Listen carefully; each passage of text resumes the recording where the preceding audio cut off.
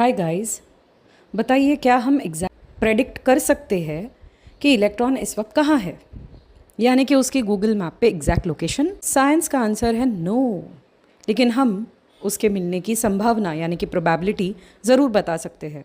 Bohr model का according electron nucleus के around fix circular orbit में घूमता रहता है, रोटेट करता है, लेकिन बाद में साइंटिस्ट ने डिस्कवर किया कि रियलिटी इससे काफ़ी अलग है। श्रोडिंगर ने प्रपोज किया कि इलेक्ट्रॉन सिर्फ पार्टिकल ही नहीं, वेव की तरह भी बिहेव करता है, इसीलिए इसका एग्जैक्ट पाथ डिफाइन हो सकता है। इसी कंसेप्ट को एक्सप्लेन करने के लिए श्रोडिंगर ने फेमस वेव इक्वेशन दिया।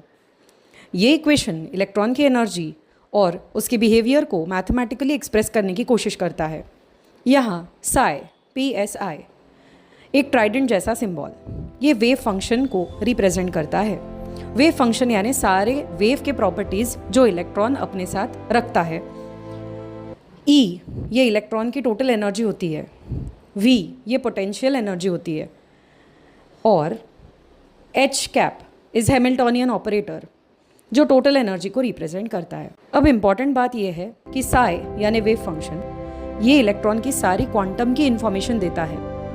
क्वांटम की इंफॉर्मेशन यानी कि क्वांटम नंबर्स, लेकिन सिर्फ साई से प्रोबेबिलिटी नहीं मिलती। जब हम साई का स्क्वायर यानी कि साई स्क्वायर कैलकुलेट करते हैं तब हमें मिलती है प्रोबेबिलिटी डेंसिटी। जहाँ साई स्क्वायर सबसे ज़्यादा होता है वहीं इलेक्ट्रॉन मिलने के चांसेस भी सबसे ज़्यादा होते हैं। बच्चों, एक सिंपल एग्जाम्पल देखते हैं। अगर साई इज़ इक्वल टू 4 तो डेफिनेटली साई स्क्वायर ये 4 स्क्वायर होगा यानी 16। मतलब इस पॉइंट पर इलेक्ट्रॉन मिलने की प्रोबेबिलिटी रिलेटिव वैल्यू 16 हो जाएगी। बस ये 3 पॉइंट्स याद रखना। नंबर 1, साई ये वेव फंक्शन होता है, ये पॉसिबल वेव के प्रॉपर्टीज़ बताता है। जब भी कोई इलेक्ट्रॉन ये एक ऑर्बिटल में मौजूद है उसके सारे पॉसिबल वेव कैरेक्टरिस्टिक्स के बारे में साई फंक्शन बताता है।